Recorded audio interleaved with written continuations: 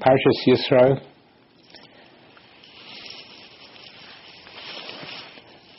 we find sometimes in the Torah, specifically in Parshas Yisro, about a mitzvah or a prohibition that seems almost impossible to fulfill. The Torah says, in fact, the Torah says, Lo yisachmoid beis reyecha, don't desire your friend's house. Lo yisachmoid eishes reyecha, don't desire your neighbor's wife. V'avdoi, nor his manservant. V'amosoi, nor his maidservant. V'shoiroi, his ox. V'chameroi, his donkey. V'chel shel reyecha.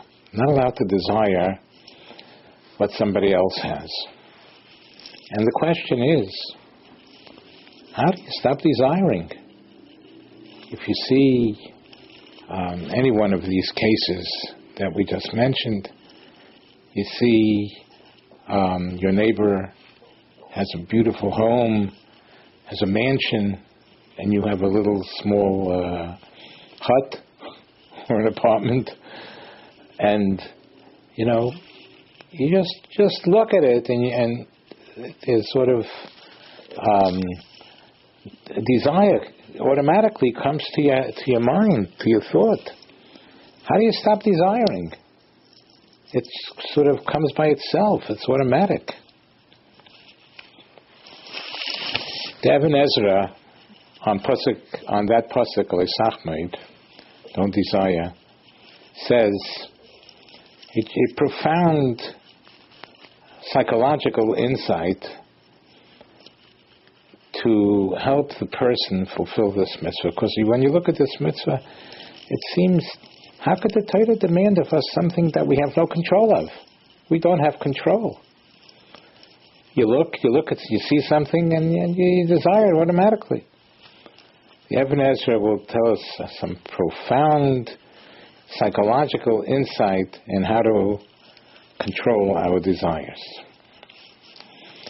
Basically, what the Ibn Ezra says is that a person will never desire something that he knows that it's impossible for him to attain.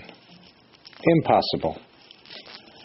And he gives examples, the Ibn Ezra, and he says, just like nobody would, ish kafri, if there's a villager, a poor villager, he lives in a village, and he sees a princess, a beautiful princess, he would never desire to marry her because he knows it's impossible. Similarly, he gives another example, the Ibn Ezra, that nobody would have a temptation to grow wings on himself, to have wings, to be able to fly like the birds in heaven. Nobody would have such a desire because he knows it's impossible. You can't do that. So the Ibn Ezra says, Kocho kol maskil tzorach sheyeda. Every person with seichel must know that isha yofe, a momen, a beautiful woman, or money, you can never attain that because you're so wise. Because, as it says, Bonai chayai umezoinai lav v'schusa talya milsa ela b'mazla. To have children and to have life and to have parnosa has nothing to do with your zechusim. Because you're a big tzaddik, or you're not a tzaddik, or you are a tzaddik, doesn't matter. Love v'schusa talya. This is not dependent on merits. Ela b'mazla, it's the mazel, it's the constellation in heaven, it's what heaven wants it to be, that person will have bonai, chayai, and mezoinai. That person will have children and life and parnasa. So when a person realizes that everything is apportioned to everybody, whatever a person, every person that has whatever he has is because Hashem gave it to him. The other person, Hashem did not give it to you. What Ruvain A has, let's say, Shimon, it was not a portion to Shimon. Shimon cannot have it. And he says, an incredible statement, Yoser hi nizgova be'einav. It's more distant from him, more far from him, to have what your friend has. It's even more than a bas melech belev kafri, than a villager. Just like a villager will never dream of marrying the princess, just like a person will never dream of having wings. He may be on the Long Island Expressway, and he may be in a congestion when it's very congested, and he wishes he would have some wings to fly over, but that never enters his mind because he knows he can't have it. So it's more distant. It's more further from him than flying. As far as flying is such a far thing, we know we can't have it, so we don't even dream of it. To have what the other person has, a person has money, and a person has mansions, and a person has a Rolls Royce.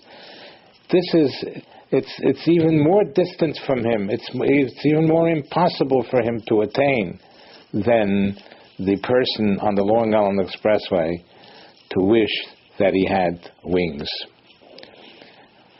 Therefore, the Ibn Ezra concludes, Yismach bechelkai.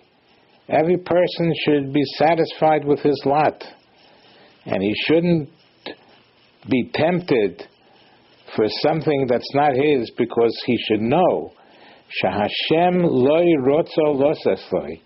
What my friend has, Hashem did not want me to have. And there's nothing in the world that a person can do to get what's not a portion to him. Al kain yiftach beboiroi sheyichalkalenu v'yasa hatoiv b'einav. He should have bitochen. According to this Ibn Ezra, it comes out that if a person desires what his friend has money, his friend has a beautiful wife, if a person should, how do you control your desires, which is automatic? Should he sit down and work on himself? Stop desiring. He's not working on the right battlefield. Because he has to look at the cause. What is causing the person to desire? What's causing the person to desire is his lack in Emunah B'Hashem. He doesn't have faith in Hashgacha Pratis. He doesn't have faith that Hashgacha, that HaKadosh Baruch Hu, the divine providence for each one is what Hashem wants him to have. And that's the secret of controlling your desires, by correcting any flaw you have in Emunah B'Hashem, in belief in God and faith in God, because you can't just stop desiring. Don't desire. You're not allowed to desire. You're not allowed. No, it's not going to help, because it's automatic. What you have to do is strengthen your Emunah B'Hashem to know what I'm desiring that my friend has, to correct my emunah and know that everything is apportioned from heaven the way Hashem wants it to be. If Hashem wants my friend to have it and I don't have it, then Hashem does not want me to have it. We have to strengthen our emunah, and that will stop our desires, what the other person has. The Eibishter should help us. Even though it seems to be a very, very difficult mitzvah, how could you possibly control something that comes automatic? You can. There's a button to press.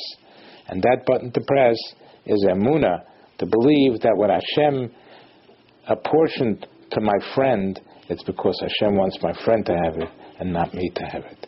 If we strengthen our emunah, we'll be able to fulfill this prohibition of the Torah, leisachmaid, and we'll be zeicha in that schus to control leisachmaid by strengthening the emunah. We will be zeicha to Aramas Karen HaTorah, will be as Tzedek Meherib Yameinu. Amen.